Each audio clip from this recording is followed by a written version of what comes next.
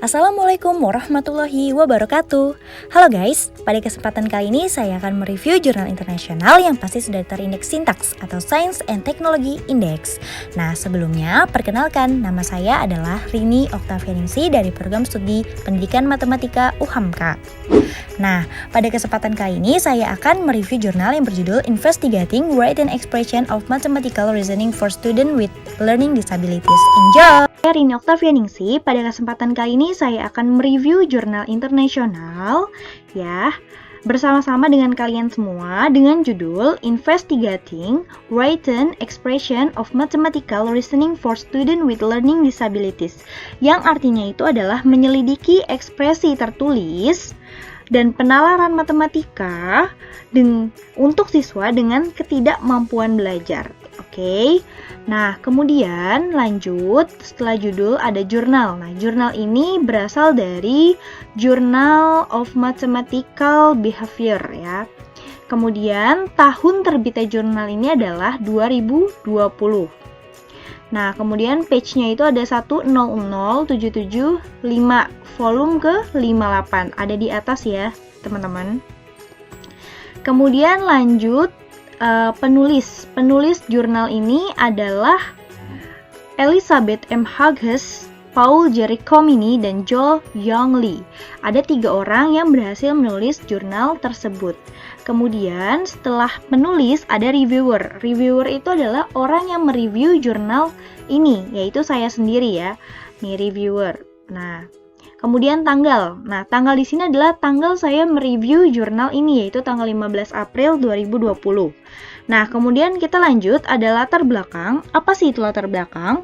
Latar belakang itu merupakan hasil penjelasan dalam bentuk paragraf uraian yang berisi alasan mengapa karya tulis itu dibuat. Nah, di sini biasanya ada di dalam introduction, yaitu artinya perkenalan. Nah, biasa di sini ada terkait latar belakang isu-isu yang ingin dibahas gitu. Nah, seperti yang kita bisa lihat di sini, latar belakangnya adalah membahas tentang banyak siswa mungkin mengalami perbedaan kultur belajar matematika. Siswa dengan ketidakmampuan belajar oleh definisi telah mendasari proses psikologis perbedaannya yang berkontribusi pada tantangan belajar. Siswa dengan ketidakmampuan belajar dapat menghadapi hambatan tambahan saat mempelajari matematika yang berdampak buruk terhadap prestasi matematika. Penilaian Nasional Kemajuan Pendidikan Pusat Statistika Pendidikan Nasional 2017 melaporkan bahwa hanya 9% siswa penyandang cacat yang mendapat skor di atas rata-rata, menimbang bahwa kurang dari 1 dari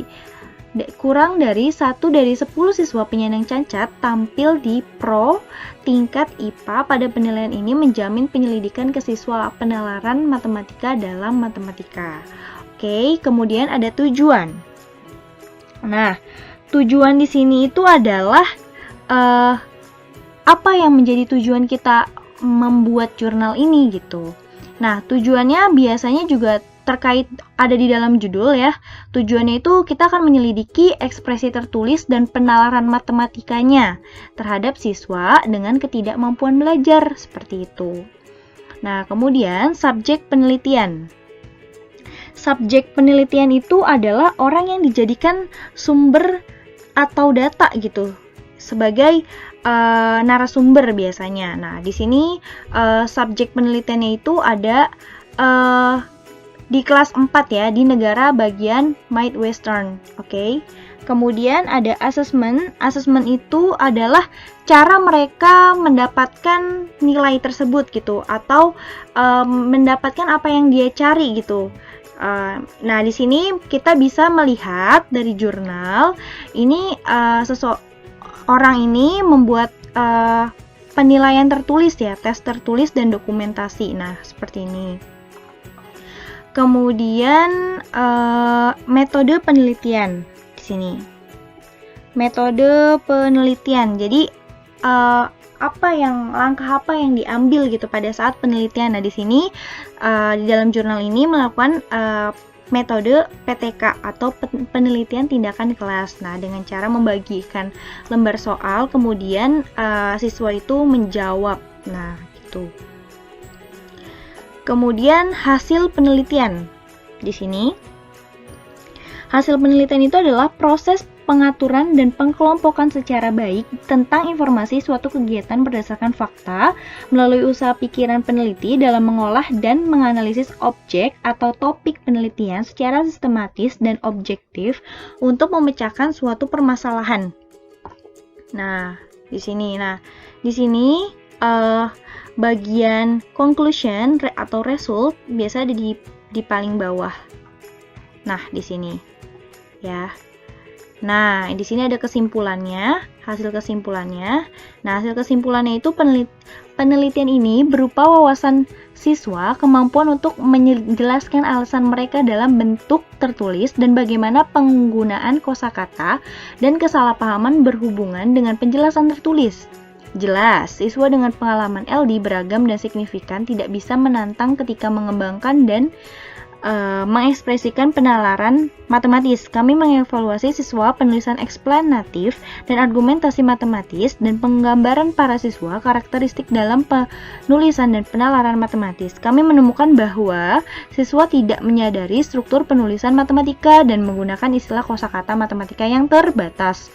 Dalam hal penalaran matematis, siswa memiliki disabilitas kultur, memahami konteks kata masalah, dan memiliki kesalahpahaman tentang pecahan dan desimal.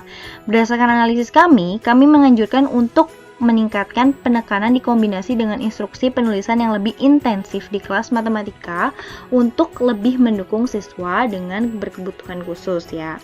Nah, kemudian kelebihannya ya nih, kelebihan itu yang wah atau yang menonjol dari jurnal ini. Nah, di sini saya melihat kelebihannya itu telah dipaparkan dengan gambar yang baik dan jelas sehingga penelitian yang telah dilakukan data lapangannya cukup jelas sehingga mempermudah kita dalam memahami isi jurnal tersebut. Serta di sini menyertakan referensi yang cukup banyak. Nah, ini sangat berguna sekali untuk memberikan informasi kepada para pembaca untuk melihat referensi-referensinya seperti itu. Nah, kemudian lanjut kekurangannya, menurut saya penulisan latar belakangnya kurang lengkap ya.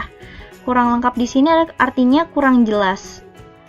Seperti ini, perkenalannya hanya seperti ini aja gitu. Belum terlalu mendalam gitu. Nah, kemudian lanjut ada komentar reviewer. Nah, di sini kita akan berkomentar tentang jurnal ini. Menurut saya, secara konten keseluruhan jurnal ini sudah baik dalam hal isi. Karena apa? Yang ingin disampaikan oleh peneliti itu merujuk ke poin-poin sesuai dengan jurnal.